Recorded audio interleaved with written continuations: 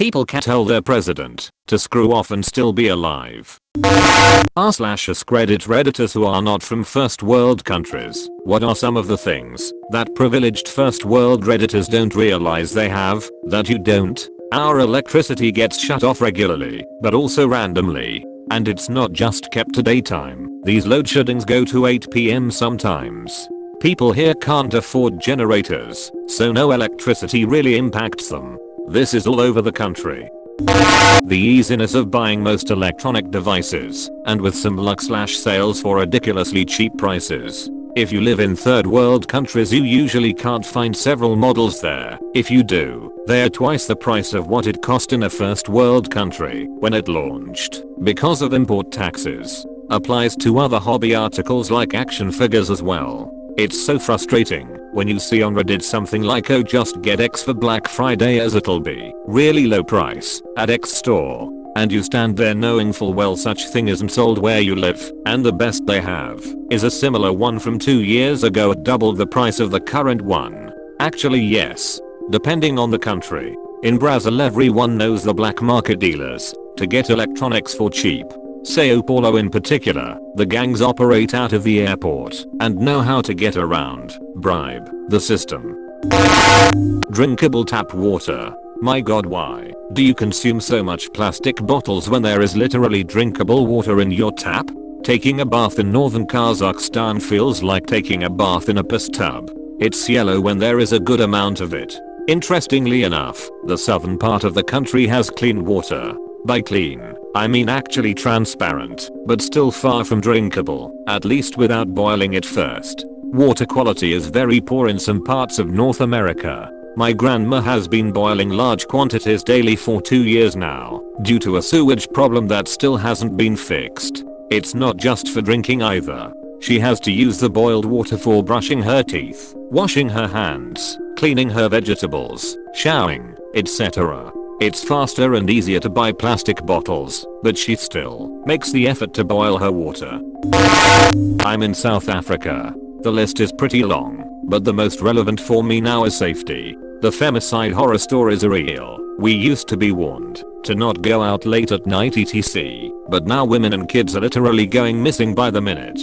And everyone you speak to will have had some sort of brush with crime/assault. Every female I know is fearful of being violently raped or abducted. There really aren't many places considered to be safe. Our police services are also sketchy AF. A lot of things don't get reported because of the police reaction/lack thereof. A girl was assaulted at the police station she went to report a sexual assault at.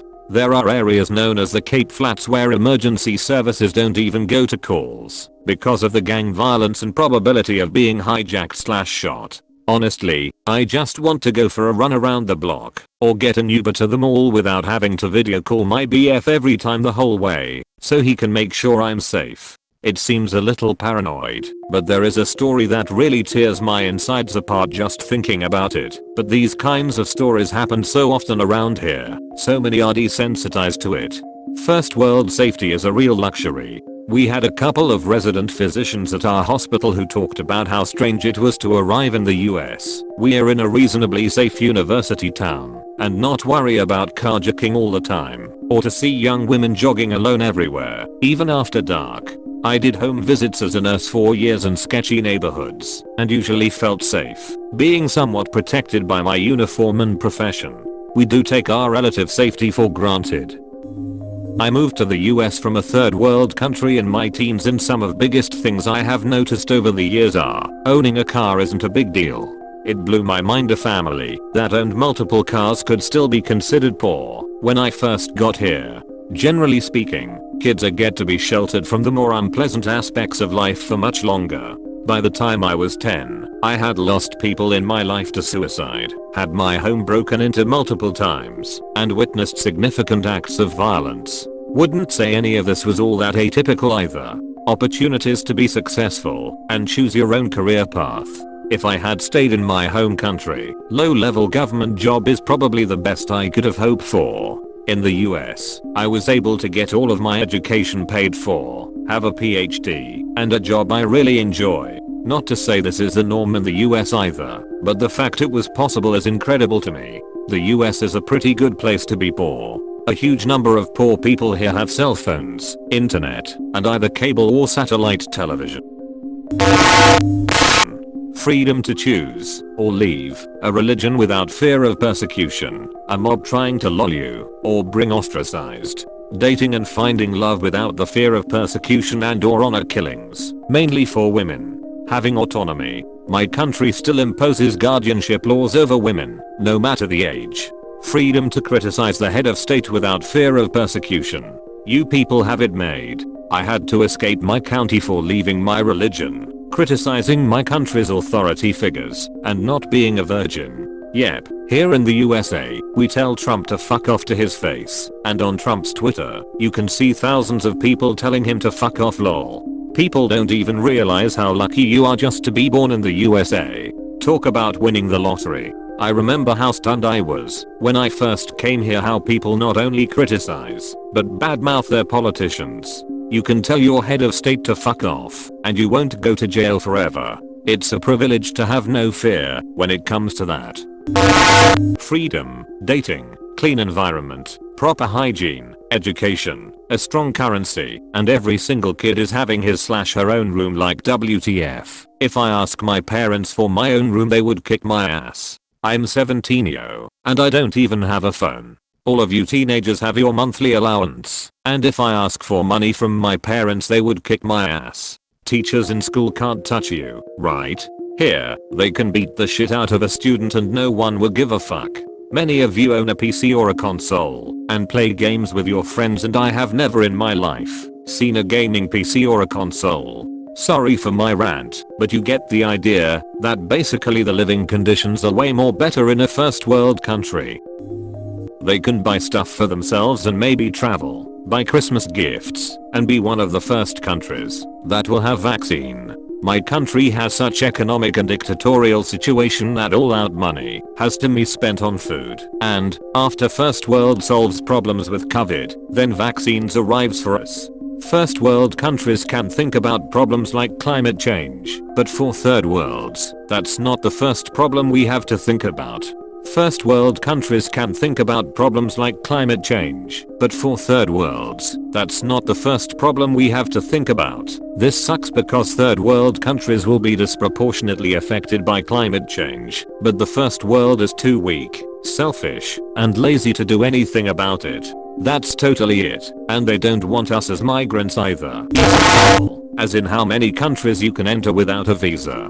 And these aren't electronic 10 minutes online to get them visas. Start with a complex online application, so if you don't have decent internet access you are already screwed. Then travel to the relevant embassy in your capital city for an interview, pay hundreds of your currency to apply, and not all countries refund that money if they refuse the visa. Provide wildly intrusive evidence of your financial worth. Wait weeks to find out. Get turned down for reasons that are never explained, so there is no way to appeal. And frankly you have to be middle class to have the money and the knowledge to navigate a deliberately slow, complex, bureaucratic system. If you are poor you'll never get it. This, and this times a million. If you decide to move to one of the first world countries, getting visa, getting leave to remain, proving that you've got sufficient qualifications and income, though most of the payments are being made in cash, and there's no official record. You have to prove your good standing, and your character, and your local justice system would inevitably see it as an opportunity for enrichment, and on and on. And once you're in a different country you'd have to constantly prove that you've got no malicious intentions for a long period of time before you can settle, and a parking fine could be a reason for a person to lose their job, to get arrested, and to be deported. Uninterrupted power supply and running water. For the power supply/electricity, the government has a monopoly basically, and they're horrible. Some areas are better than others, but one could get less than 2 hours a day of electricity, and in some places they can go a week without electricity. Most people have petrol or diesel generators, but this is a very expensive, polluting and noisy option. The wealthier ones have hybrid systems that run solar systems with inverters, diesel generators and normal power supply. This is a crazy expensive option though. Water supply is even worse. A lot of towns and villages have zero access to water which is meant to be provided by the government. Actually, a majority of places, come to think of it, people have had to be creative to provide water, drilling boreholes, which depletes groundwater, having wells, having water collection systems for rainwater during rainy season, and buying water from water tankers. I come from Tunisia, a North African country, and we have one of the shittiest educational programs in the world. Too much studying hours. Way too many hard materials. Middle schoolers study up to 12 materials. Extremely severe punishment if caught cheating in national exams. Exams that all of the students in the entire country must sit for when they finish elementary, middle and high school, like not being allowed to sit for the high school national exam again for 5 years. Crappy teachers who would work once in a month because they bribed officials at the Ministry of Education. Broken old tables and chairs, no locker rooms and unclean toilets, clogged most of the time. Also, the country's economy is collapsing since the youngsters are immigrating to Europe to start a new life, form families and look for jobs. In addition to that, some regions in Tunisia don't have access to drinking water, food, electricity, and internet connection. Furthermore, there is corruption, politicians, businessmen and bankers stealing fuck tons of money and escaping justice by either immigrating to another country or bribery and police being paid and doing absolutely nothing, causing a rise in crime. Finally, healthcare in this damn country is the worst, since many people can't afford to buy medicine because it's expensive. Some of the equipment in hospitals dates back to the early 2000s and is vandalized by delinquents, and premium healthcare is only found at private clinics, and it costs a fortune. American, but I lived in developing countries for most of my childhood. This is one of the more minor ones, but it's still a major problem in people's day-to-day lives. Well-stacked stores. Unless something unusual has happened, you expect that pretty much every store is going to have its entire regular inventory ready for you to buy anytime they are open. Well, in developing countries, you sorta just get used to sometimes just not being able to find very basic products in your favorite store, and sometimes not even finding them when you search all the stores in the city. Usually the cause of this is delayed shipments at ports. Ports are almost invariably the center of massive corruption rings, and many times, if the customs officials don't get their bribes, the containers aren't going through, no matter what's inside them. Also, sometimes they'll up the ante by turning off the refrigerated containers while waiting for the bribe, claiming power failures or something. I've observed this in at least 4 different countries in both Africa and Central America. Came here to see this. We are so fortunate to have all the food we could ever need or want in one building, in many locations around our towns. Wow, well that was very humbling. If you liked the video, please consider subscribing. I hope you learned something today, or at least changed your outlook on life. Have an amazing day.